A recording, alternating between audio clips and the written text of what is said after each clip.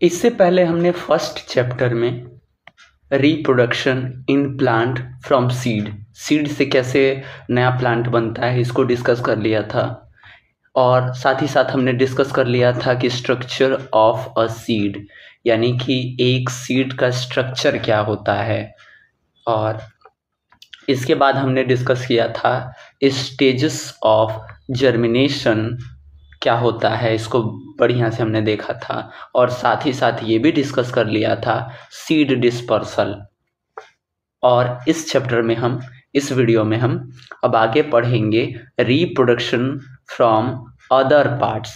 Stem से कैसे reproduction होता है, रूट से कैसे रिप्रोडक्शन होता है, एंड लीफ से कैसे होता है, इसको डिस्कस करेंगे। और फिर हम पढ़ेंगे क्या other requirements for a good crop, यानी कि एक अच्छी फसल के लिए क्या क्या चीज़ें आवश्यक होती हैं, इनको हम डिस्कस करेंगे। और फिर हम डिस्कस करेंगे कि crop protection and seed storage, यानी कि कैसे फसलों को हम जो है प्रिवेंट करें डिजीज़ से, इंसेक्ट से, और सीड जो है उनको कैसे हम स्टोर करें, इन पे हम डिस्कस करेंगे। तो ये 3 टॉपिक आज के इस वीडियो में हम क्लियर करेंगे। तो चलिए एक एक करके हम इसको समझ लेते हैं।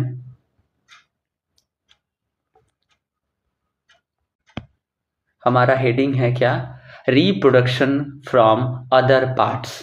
अब वे कौन से अदर पार्ट्स से हैं जिससे हम क्या कर सकते हैं, रिप्रोडक्शन कर सकते हैं, इसको हम देख लेते हैं। तो पहला है इसमें क्या, रूट्स, स्टेम एंड लीव्स। तो हम इनके द्वारा एक नया प्लांट उगा सकते हैं। रूट्स का प्रयोग करके, स्टेम का भी यूज़ करके हम नया प्लांट उगा सकते हैं, और लीफ का भी। अब बारी बारी से समझेंगे कि ऐसे कौन से प्लांट होते हैं जिनको हम रूट्स के माध्यम से उगाते हैं। सीड से तो हमने देख लिया, उस पर डिस्कस कर लिया। अब हम अदर पार्ट्स पे डिस्कस करेंगे, और उनमें भी पहले हम जो है स्टेम को देख लेते हैं। ठीक है, तो फर्स्ट हमारा हेडिंग रहेगा स्टेम। तो स्टेम को डिस्कस कर लेते हैं यहाँ पे। अब इस स्टेम में जो रोज होता है वो जो है जो स्टेम से ही करते हैं। आपने रोज प्लांट देखा होगा, गुलाब का पौधा।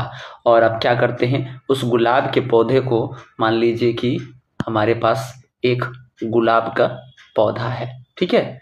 तो हम क्या करते हैं, आपने कई बार देखा होगा कि उसके स्टेम को ऐसे तिरछा काट देते हैं, और फिर हम क्या करते हैं, एक जगह गड्ढा खोद करके थोड़ी सी गोबर की खाद, ठीक है, और थोड़ा सा वाटर इसमें डाल देते हैं, और मिट्टी भी मिला देते हैं। और साथ ही साथ क्या करते हैं, कुछ फसलों के टुकड़े जो होते हैं, जैसे जो धान गेहूं हैं या किसी प्लांट के पत्ते हैं, उनको भी इसमें डाल देते हैं। और यहाँ तक कि प्याज वगैरह, टमाटर के टुकड़े हो गए, प्याज के छिलके हो गए, ठीक है, इनको हम इसमें डाल देते हैं ताकि वो सड़ गल के खाद के रूप में बन सके। और फिर इस कटे हुए पार्ट को क्या करेंगे, हम इसी में लगा देंगे। और कुछ समय बाद हम देखेंगे कि इनसे जो है नया प्लांट उगने लगेगा, ठीक है।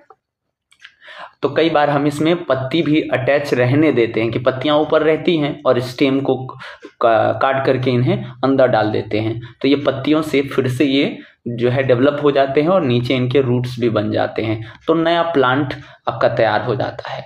तो बड़ा अच्छा उदाहरण है गुलाब का फूल, जो अमूमन बरसात के दिनों में कई लोग लगाते हैं। आप भी इसको ट्राई कर सकते हैं घर पे लगा करके, ठीक है। इसके अलावा कोलियस प्लांट हो गया, यहाँ पे कलर चेंज कर लेते हैं हम। कोलियस प्लांट हुआ, शुगर कैन एक परफेक्ट एग्जाम्पल है। शुगर कैन क्या करते हैं हम, तो मान लीजिए ये हमारा गन्ना है। हम देखते हैं गांव में कि गन्ने का प्लांट क्या होता है कि हम उसकी जड़ों के समेत नहीं काटते हैं, जड़ों से थोड़ा सा ऊपर से ही गन्ने को काट लेते हैं, और ऊपर के पत्ते वाले जो भाग होते हैं, पत्ते वाले भाग हम क्या करते हैं, पत्ते वाले भागों को चारे के रूप में, ठीक है ना, चारे के रूप में प्रयोग कर लेते हैं। और बचा हुआ भाग जो गन्ने का होता है, इसमें हम क्या कर लेते हैं, अब देखेंगे तो इसमें खंड खंड होते हैं, ठीक है, कई खंड होते हैं। अब जहां इनका खंड बना हुआ है, वहीं कोने पे इनके बर्ड्स होते हैं, जिनको आंखें हम बोलते हैं, यहीं पे होता है, ठीक है। तो इन्हें हम क्या करते हैं, गन्ने के टुकड़े कर लेते हैं। जैसे गन्ना है तो इस पे एक कट लगा लेंगे, ऐसे तिरछा कट लगा लेते हैं, ठीक है। अब इस अलग कट लगाने पे ये जो पार्ट है, अब इसको क्या करेंगे, गड्ढा खोदेंगे जमीन में, ठीक है। जो आप मशीन से कर लेते हैं, कई बार कुदाल से किए जाते हैं। तो अब तो आधुनिक मशीनें आ गई हैं जो एक जो है जगह बना देती हैं। पहले जो है कुदाल से ही उसको बनाया जाता था। पहले किसान कुदालों से रस्सियों की सहायता से बनाते थे। तो अब गड्ढा बना देंगे, उस गड्ढे में क्या करेंगे, इस गन्ने के एक टुकड़े को डालेंगे और ऊपर से क्या कर देंगे, मिट्टी से ढक देंगे, ठीक है। मिट्टी से ढक देंगे और मिट्टी जो है भुरभुरी रहेगी, ठीक है, ताकि इसको पर्याप्त मात्रा में जो है हवा मिल सके और नमी मिल सके।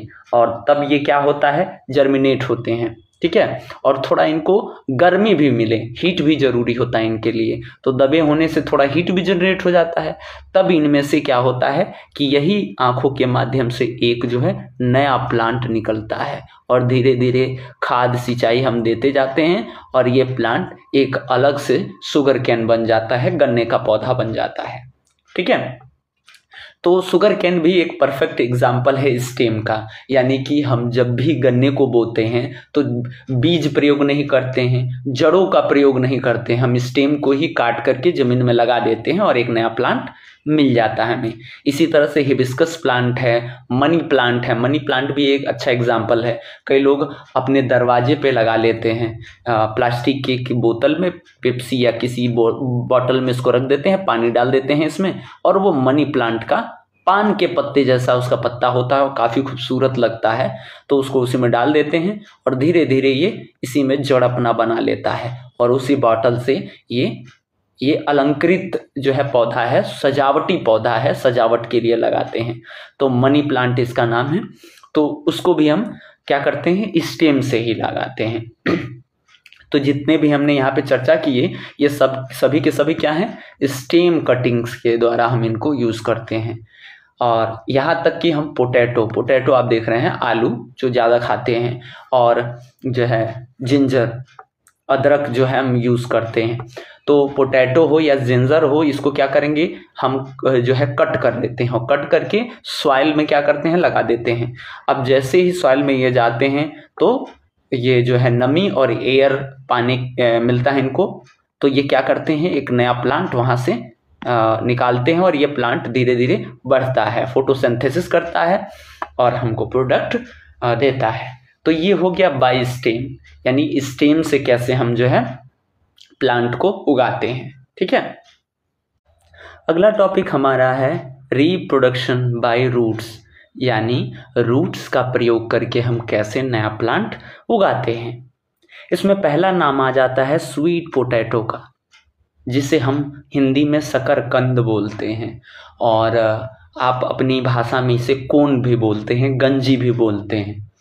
पहले जो है छोटे काल में हम जब रहते थे तो वहाँ पे क्या होता था कि बोन फायर लगाए जाते थे, यानी लकड़ियों को इकट्ठा करके थोड़ा उसमें भूसा मिला करके, ठीक है, और तमाम चीज़ों को पुअरा वगैरह जो डंठल होते हैं, किसके, धान के डंठल होते हैं, उनको हम पुअरा बोलते थे, उनको इकट्ठा करके रख करके और क्या इसमें आग लगा देना।